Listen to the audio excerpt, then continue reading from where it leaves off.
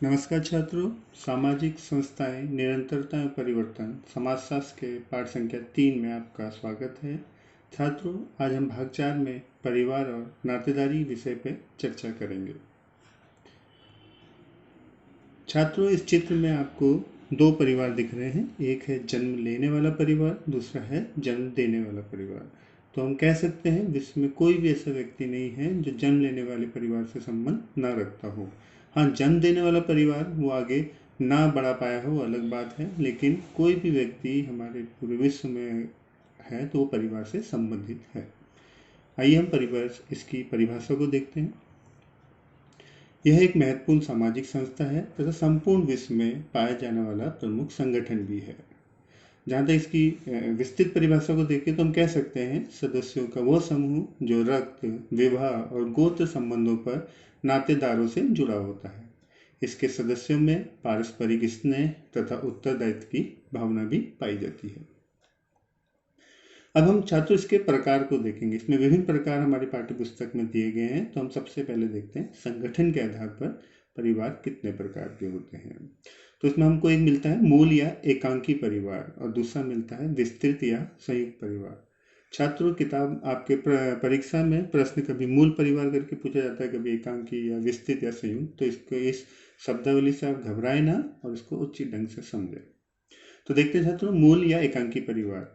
इसमें क्या होता है, माता पिता और उनके बच्चे सभी एक साथ रहते हैं। और भारत के नगरीय क्षेत्रों में हम कह सकते हैं कि इस प्रकार के परिवारों का प्रचलन बढ़ते जा रहा है, या हम कह सकते हैं आधुनिक युग में आजकल हमको सिंगल फैमिली देखने को मिलती है। दूसरा है विस्तृत या संयुक्त परिवार, जिसे अंग्रेजी में जॉइंट फैमिली भी कहा जाता है। दो या अधिक पीढ़ी के लोग सब एक संग रहते हैं और ये भारत के ग्रामीण क्षेत्रों में हमको देखने को मिलता है। अब देखते हैं छात्रों, निवास के स्थान पर भी हमको दो प्रकार के परिवार मिलते हैं। एक है पितृस्थानीय परिवार, दूसरा है मातृस्थानीय परिवार। पितृस्थानीय परिवार में क्या होता है, नवविवाहित जोड़ा वर के माता पिता के साथ रहता है, यानी कि पुरुष जाएगा अपनी दुल्हन को लेकर अपने पिता के घर में आएगा। और हम ये भी कह सकते हैं कि भारत में अधिकांश यह परिवार पाए जाते हैं। यही रीति हमारे देश में चल रही है।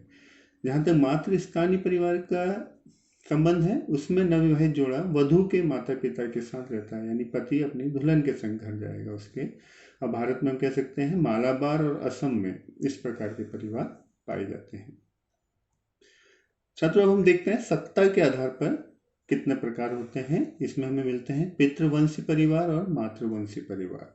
पितृवंशी परिवार में वंश पिता के नाम पर होता है और ये पितृस्थानीय होता है। इसमें संपत्ति या जायदाद पिता के बाद पुत्र को प्राप्त होती है।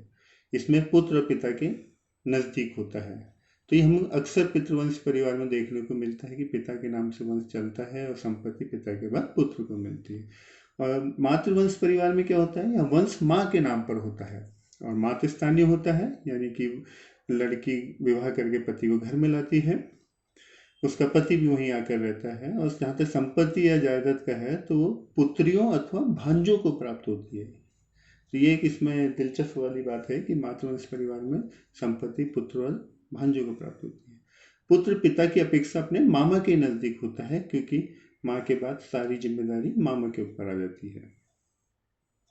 वंश के आधार पर हम देखते हैं पितृसत्तात्मक परिवार और मातृसत्तात्मक परिवार। पितृसत्तात्मक परिवार में हम देखते हैं पुरुषों की सत्ता व प्रभुत्व होता है। सबसे अधिक आयु का पुरुष परिवार का मुखिया होता है। इसमें वंश पिता के नाम पर चलता है और भारतवर्ष में सामान्यतः इस प्रकार का परिवार पाया जाता है। कुछ जनजातीय समाजों में जैसे उड़ीसा की खरिया तथा मध्य प्रदेश की भील में हमको पितृसत्तात्मक परिवार भी देखने को मिलता है। छात्रों, यहाँ सब परिवार में जितने भी हम पढ़ रहे हैं उसमें एक चीज बार बार रिपीटेशन हो रहा होगा, तो ये आपको थोड़ा अपने फंडास को क्लियर करना होगा कि हमको किस में क्या लिखना है। मातृसत्तात्मक परिवार में स्त्रियां समान प्रभुत्वकारी भूमिका निभाती है। मतलब उनका वहाँ पे सत्ता पूर्णता तो नहीं रहती, लेकिन सारे डिसीजन उन्हीं के नाम पे होते हैं। माता परिवार की मुख्य होती है, वंश माता के नाम पर चलता है। और केरल में नायर, रसम के खासी तथा गारो वंश में ये मातृसत्तात्मक परिवार पाया जाता है। अब हम देखते हैं विवाह के आधार पर परिवार कितने होते हैं। जैसे एकल विवाह, बहुपत्नी परिवार और बहुपति परिवार।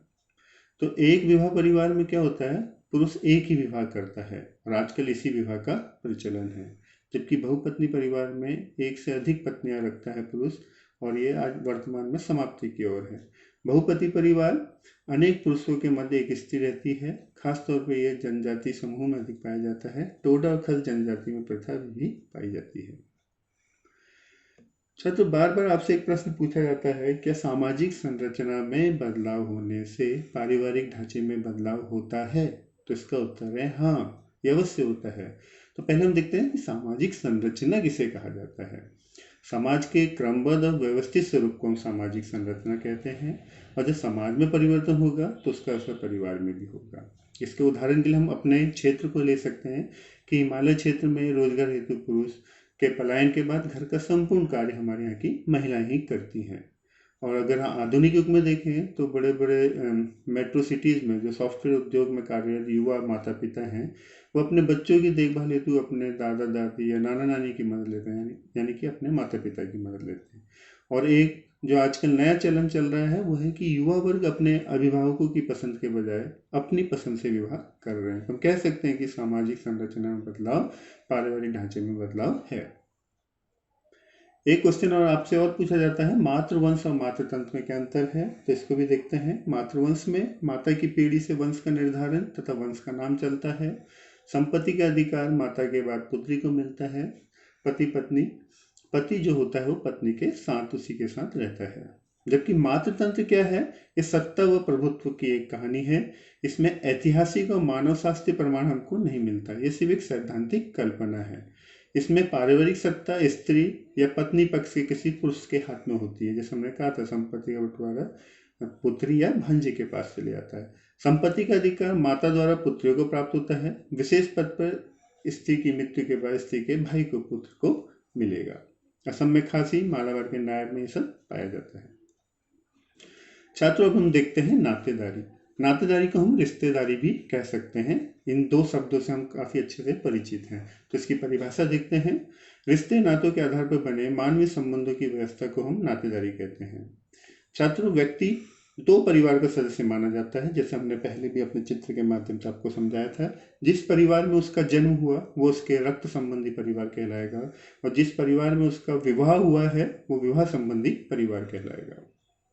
तो पहले देखते हैं रक्त संबंधी नातेदारी या रिश्तेदारी। इसके अंतर्गत भाई बहन, चाचा, ताऊ, मामा, मौसी इत्यादि आते हैं। जबकि विवाह संबंधी नातेदारी में पति पत्नी, बहनोई, दामाद, जीजा, फूफा, नंदोई, मौसा, साड़ू, पुत्रवधू, भाभी, देवरानी, जेठानी, चाची और मामी इत्यादि।